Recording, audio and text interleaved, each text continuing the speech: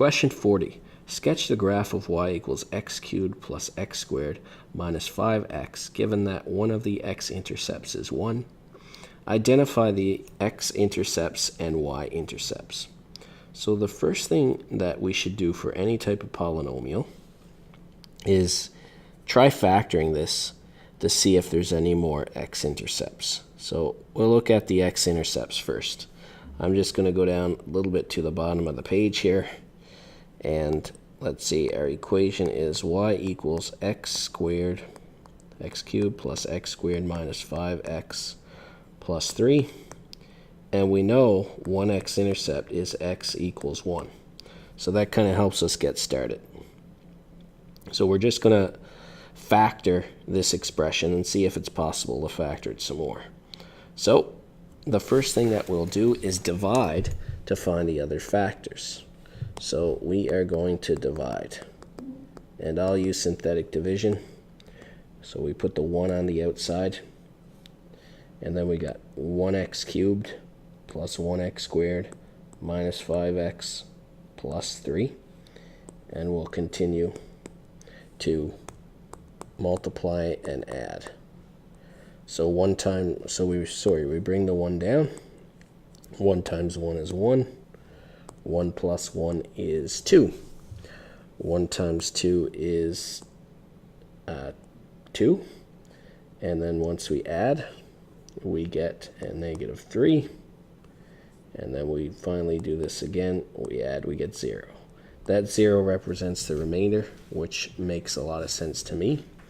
So if we are factoring this, so we start with our original equation, and we know that an equivalent expression, one little trick here that you got to remember, if x equals 1 is your solution, then your factor is x minus 1. So just remember to switch that around when you put your factor. So x minus 1, and now what was left, right, that represents 1x squared down here, plus 2x minus 3. So plus 2x minus 3. So continuing to factor this, we get x minus 1, and then I know to factor this quadratic. That's x minus 1 times x plus 3, I believe. And you can expand and check that out. It looks good. And I prefer to write it as x minus 1, because we have the same factor twice. That's a squared, and then an x plus 3. So that is our expression in factored form. But to find the x-intercepts, you just solve your factors. So because when we're finding x-intercepts, y equals 0. So our x-intercepts are x equals 1 and x equals minus 3. Note that the positive 1 has a multiplicity of 2, and we'll explain what that means when we graph it. All right, so that's the first part to this. It actually takes a good while to solve and find this. So that's the x-intercepts done. Okay, the next part that we're going to do is we're going to find the y-intercept. And then the y-intercept is a little easier to find. Your y-intercept, we know that x equals 0, so that we could use the original equation if we like. That becomes 0 cubed plus 0 squared minus 5 times 0 plus 3. So our y-intercept is 3. So far, we have our x-intercepts and our y-intercepts. So let me just start this graph here. Label the axis. So we got 1, 2, 3. And when you're doing this on your exam, use a ruler, please. -1, so you don't make crappy scales. -1, -2, -3.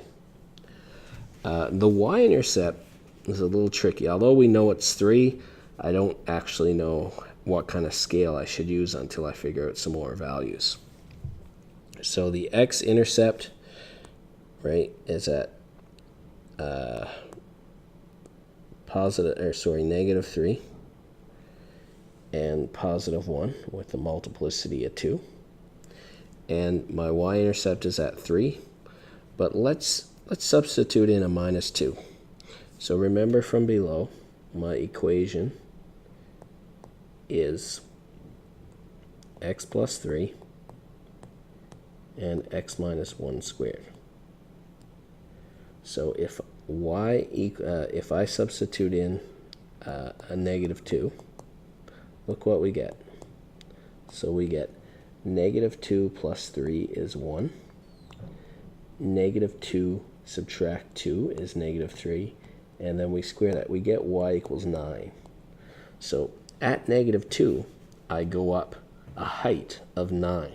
So that kind of tells me when I want to label this, I should spread it out. So I don't want to, I don't want to have my 3 way up here, because I want to at least go to a height of 9, and it probably goes a little higher than that. So we're just approximating this, so I am going to put in the negative 3 here. The positive 3, and then I could go 6, and then I could go 9. That's a suitable scale. And now I could put my y-intercept on. The other point I could put in is negative 2, 9. Okay, so negative 2, 9 is nicely placed. Now it depends on how crazy you want to go with this graph. For example, you could substitute in the 2. So let's just try x equals 2 for a sec. X equals positive 2. Now sometimes you'll get numbers that are so big it just tells you to draw your curves deep. So 2 plus 3 is 5.